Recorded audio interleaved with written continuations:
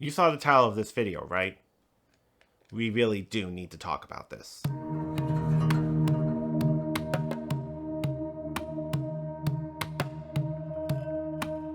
So, a little background about myself. I have been working in New England's indie film scene for about a decade at this point. It's only been like 2 years since I started getting paid work as a production sound mixer. I'm trying to recall exactly which one was my first paying production, but I think it might have been this one. How about I leave you floating in space without a helmet? Alright, you help us save him, and I'll do it because I'm crazy! I swear, the gigs I was able to get in 2020 were the only things that stopped me from having a complete mental breakdown throughout that year. But yeah, if you want to see that interview that I did with the film's director, a link will be in the description. But I should also mention that it was also thanks to a couple of filmmakers from Massachusetts named Chris Salvi and Gabrielle Wilson who actually encouraged me to start asking to get paid for my work as a sound guy. Thank you guys so much. But anyways, back to the topic of this video, in which, to be honest, I'm not really sure what the right answer is. Obviously, if you're able to get a good amount of examples of your work, you have every right to ask to be paid for future projects.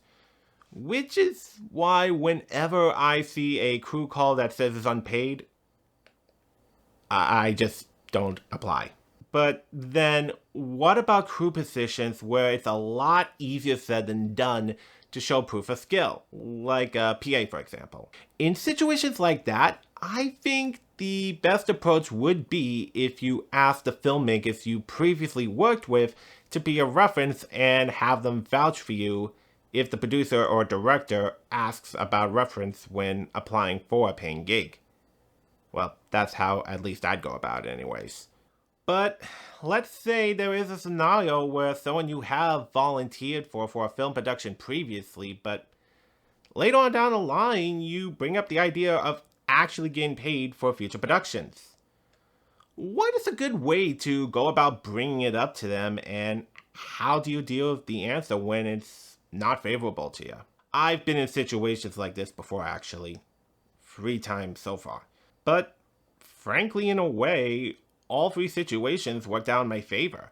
Cause one director I'm in consideration to help produce a feature film they want to make in exchange for a percentage of the revenue. Another director is keeping me in the loop about potential paying gigs, even if that director won't pay me for one of their projects. And the third director I stopped talking to altogether and never replied to the emails ever again.